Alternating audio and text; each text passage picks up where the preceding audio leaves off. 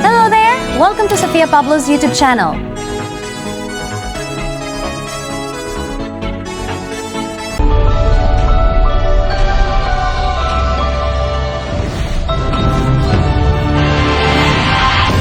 SUV na may plakang 7 na pang-senador pumasok sa EDSA bus lane Saglit lang, sir.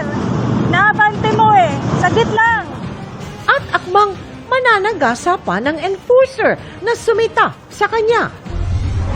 Bagong bagyong Marce na mas lumakas pa.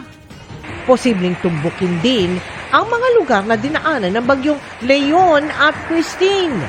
Dahil sa tumitinding climate change, Pangulong Bongbong Marcos inamin na hindi sapat ang pagresponde ng gobyerno sa mga kalamidad.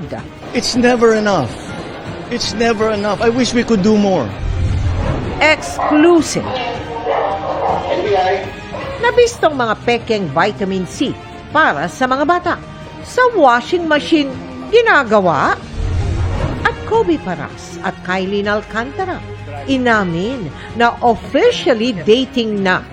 Si Mavi Legaspi, ready na bang makasalubong ang ex na si Kylie? I've always been civil. Live mula sa GMA Network Center, 20 taon nang nakatutok.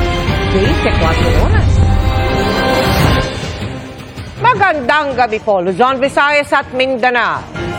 Sa gitna ng dagsa ng Balik Metro Manila, matapos ang undas, isang SUV na may plakang pang-senador ang dumaan sa EDSA bus lane kahit bawal. Nagtangkapang managasa ng sumitang enforcer ang driver ng SUV na nag-dirty finger din umano. Kaya paghimok sa LTO ng Senate President, tukuyin agad kung sino ang driver at kanino ang SUV. Nakatutok si Oscar Oida. Sa isang video, kitang pinatitigil ng isang enforcer.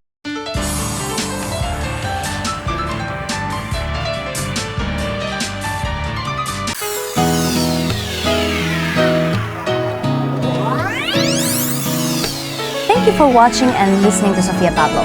Don't forget to subscribe to Sofia Pablo's YouTube channel and follow her on social media platforms.